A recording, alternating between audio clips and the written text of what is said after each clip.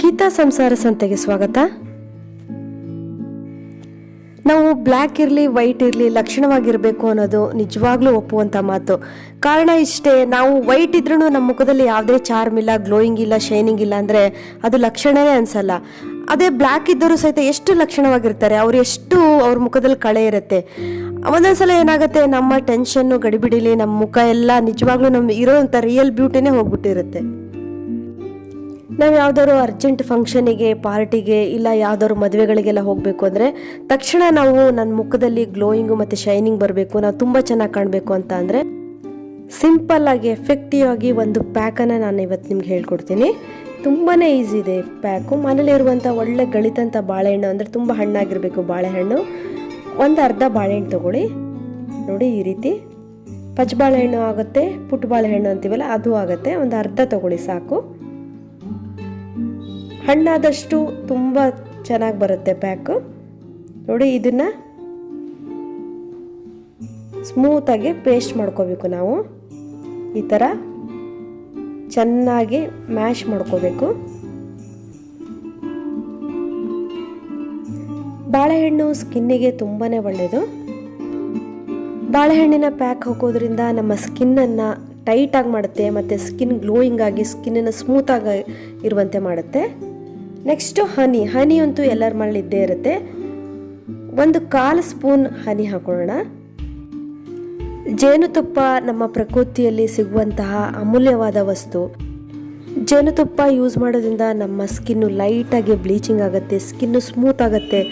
ನಾವು ಮನೇಲಿ ಅಡುಗೆ ಮಾಡಬೇಕಾದ್ರೆ ನಮ್ಮ ಮುಖಕ್ಕೆ ಸಾಸಿವೆ ಕಾಳು ಅದು ಹಾಕಿದಾಗ ಒಂಥರ ಡಾಡ್ ಥರವೆಲ್ಲರೂ ಅದು ಎಣ್ಣೆದು ಬಿದ್ದಿದ್ರೆ ಅದು ಸಹಿತ ರಿಮೂವ್ ಮಾಡುತ್ತೆ. ನಮಗೆ ಸ್ಕಿನ್ ಬರ್ನ್ ಆಗಿದ್ದರೆ ಅದು ಸಹಿತ ರಿಮೂವ್ ಮಾಡುತ್ತೆ. ಸ್ಕಿನ್ನಲ್ಲಿ ಡಾರ್ಕ್ ಸ್ಪಾಟ್ಗಳಿದ್ರೆ ಅದು ಸಹಿತ ರಿಮೂವ್ ಆಗುತ್ತೆ.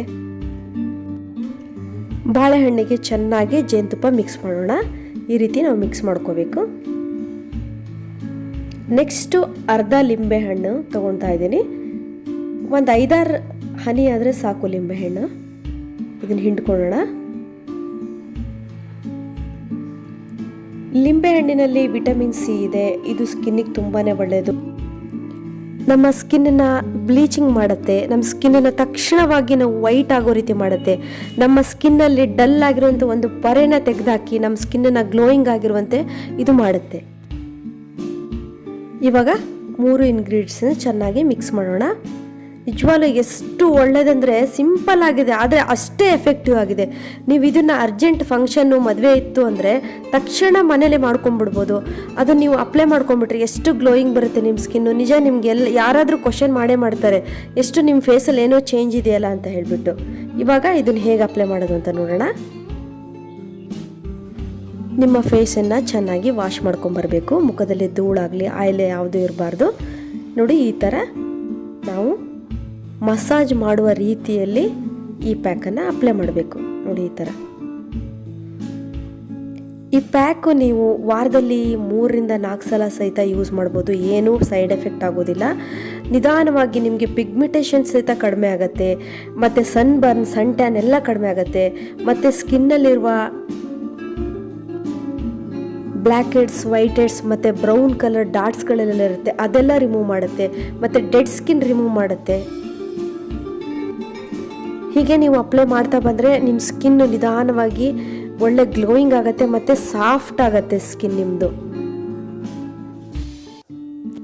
ನೀವು ಈ ಪೇಸ್ಟನ್ನು ಜಾಸ್ತಿ ಮಾಡಿಕೊಂಡ್ರೆ ನಿಮ್ಮ ಕೈ ಕಾಲುಗಳಿಗೆ, ಕುತ್ತಿಗೆಗಳಿಗೆಲ್ಲ ಅಪ್ಲೈ ಮಾಡ್ಬೋದು. ಅದು ಸಹಿತ ವೈಟ್ ಆಗುತ್ತೆ ತುಂಬ ಚೆನ್ನಾಗಿ. ನೀವು ಯಾವ್ದಾದ್ರು ಸ್ಲೀವ್ಲೆಸ್ ಬ್ಲೌಸ್ ಹಾಕ್ಕೊಂಡಿದ್ರೆ ಅವಾಗೆಲ್ಲ ತುಂಬ ಲುಕ್ಕಾಗಿ ಕಾಣಿಸ್ತಾ ಇರುತ್ತೆ. ಈ ಪ್ಯಾಕನ್ನು ಹುಡುಗರು ಹಾಕೋಬೋದು, ಹುಡುಗಿಯರು ಹಾಕೋಬೋದು, ಏಜ್ ಆದವ್ರು ಸಹಿತ ಹಾಕೋಬೋದು. ಆದರೆ 15 ವರ್ಷಕ್ಕಿಂತ ಕಡಿಮೆ ಇರೋ ಮಕ್ಕಳಿಗೆ ಮಾತ್ರ ಯಾವ ಪ್ಯಾಕು ಹಾಕಬಾರ್ದು, ಯಾವುದೇ ಹೇರ್ ಆಯಿಲ್ ಸಹಿತ ಹಾಕಬಾರ್ದು. ಯಾಕಂದರೆ ನಾನು ಕಮೆಂಟ್ಸಲ್ಲಿ ತುಂಬ ಸಲ ಹೇಳಿದ್ದೀನಿ, ತುಂಬ ಕ್ವಶನ್ ಬರೀ ಮಕ್ಕಳಿಗೆ ಅಪ್ಲೈ ಮಾಡ್ಬೋದಾ ಅಂತ ಕೇಳ್ತಾರೆ. ಮಕ್ಕಳಿಗೆ ಯಾವುದೇ ರೀತಿಯ ಫೇಸ್ ಪ್ಯಾಕ್ ಆಗಲಿ ಹೇರ್ ಆಯಿಲ್ ಆಗಲಿ ಹಾಕಲೇಬಾರ್ದು. ಇದೆಲ್ಲ ಏಜ್ ಆದಮೇಲೆ, ಆಫ್ಟರ್ 15 ಇಯರ್ಸ್ ಆದಮೇಲೆ ನಾವು ಇದನ್ನೆಲ್ಲ ಬೇಕಾದರೆ, ಅದು ಯಾವುದಾದ್ರು ಫಂಕ್ಷನ್ ಇದ್ದರೆ ಮಕ್ಕಳು ಹಠ ಮಾಡಿದ್ರೆ ಅಷ್ಟೇ. ಅಂದರೆ ಮಕ್ಕಳಂದರೆ 15 ವರ್ಷ ಮೇಲ್ಪಟ್ಟ ಮಕ್ಕಳು ಹಠ ಮಾಡಿದರೆ ಸ್ವಲ್ಪ ಅವ್ರಿಗೊಂಥರ ಬೇಕಲ್ಲ, ಇಂಟ್ರೆಸ್ಟ್ ಇರುತ್ತೆ ನಾವು ಅಪ್ಲೈ ಮಾಡ್ಕೋಬೇಕು ಅಂತ ಹೇಳಿ. ಅವರು ಅಪರೂಪಕ್ಕೆ ಒಂದೊಂದು ಸಲ ಬೇಕಾದರೆ ಅಪ್ಲೈ ಮಾಡ್ಕೋಬೋದು. ಮಕ್ಕಳು ಯಾವಾಗಲೂ ಕೋಮಲವಾಗಿರ್ತಾರೆ, ಅವ್ರಿಗೆ ದೇವರು ಎಲ್ಲ ರೀತಿಯ ಸೌಂದರ್ಯ ಕೊಟ್ಟಿರ್ತಾನೆ, ಹೇರು ಚೆನ್ನಾಗಿರುತ್ತೆ, ಅವ್ರಿಗೆ ಇದ್ರದ್ದು ಅವಶ್ಯಕತೆ ಇರೋದಿಲ್ಲ. ಸರಿ, ಈ ಥರ ನಾವು ಮಸಾಜ್ ಮಾಡೋ ರೀತಿಯಲ್ಲಿ ನಾವು ಅಪ್ಲೈ ಮಾಡ್ಕೋಬೇಕು. ನೋಡಿ, ಕಣ್ಣಿನ ಹತ್ರ ಜಾಸ್ತಿ ಅಪ್ಲೈ ಮಾಡಬೇಕು, ಹಚ್ಚಬೇಕು. ಯಾಕಂದರೆ ಕಣ್ಣಿನ ಹತ್ರ ನಾವು ಹಚ್ಚಿದರೆ ಕಣ್ಣು ಕೂಲಾಗಿರುತ್ತೆ, ಸ್ವಲ್ಪ ಹೊತ್ತು ತಣ್ಣಗನ್ಸುತ್ತೆ ನಮಗೆ. ಬಾಳೆಹಣ್ಣಿನ ಪ್ಯಾಕು ಮತ್ತು ಹನಿ ಎಲ್ಲ ಇರುತ್ತಲ್ಲ, ತುಂಬ ಕಣ್ಣಿಗೂ ನಮಗೊಂದು ರೆಸ್ಟ್ ಕೊಟ್ಟಂಗೆ ಆಗುತ್ತೆ. ಕಣ್ಣ ಹತ್ರ ಸ್ವಲ್ಪ ಜಾಸ್ತಿ ಅಪ್ಲೈ ಮಾಡಿ.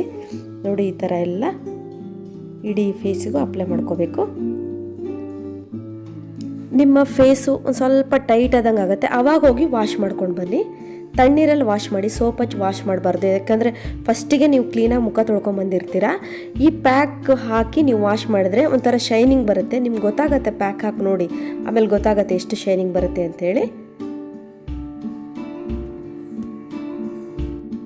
ಇವಾಗ ನಾನು ನನ್ನ ಫೇಸ್ ವಾಶ್ ಮಾಡ್ಕೊಂಬರ್ತೀನಿ. ನೋಡಿ, ಮುಖ ಎಷ್ಟು ಫ್ರೆಶ್ ಅನ್ಸುತ್ತಲ್ವಾ. ನೋಡಿದ್ರಲ್ಲ ಫ್ರೆಂಡ್ಸ್, ಮನೇಲಿರುವ ವಸ್ತುಗಳನ್ನು ಬಳಸಿ ಹೇಗೆ ನಮ್ಮ ಮುಖದ ಅಂದವನ್ನು ಹೆಚ್ಚಿಸ್ಕೊಳ್ಬೋದು ಅಂತ ಹೇಳಿ. ಇದುವರೆಗೂ ನಾನು ವಿಡಿಯೋ ನೋಡೋದಕ್ಕೆ ನಿಮಗೆಲ್ಲರಿಗೂ ಧನ್ಯವಾದಗಳು. ಯಾರು ನನ್ನ ಚಾನಲನ್ನು ಸಬ್ಸ್ಕ್ರೈಬ್ ಮಾಡ್ಕೊಂಡಿಲ್ಲ ಅವ್ರು ನನ್ನ ಚಾನಲನ್ನು ಸಬ್ಸ್ಕ್ರೈಬ್ ಮಾಡ್ಕೊಳ್ಳಿ. ಒಂದು ಲೈಕ್ ಕೊಡೋದಂತೂ ಮರಿಲೇಬೇಡಿ ಫ್ರೆಂಡ್ಸ್.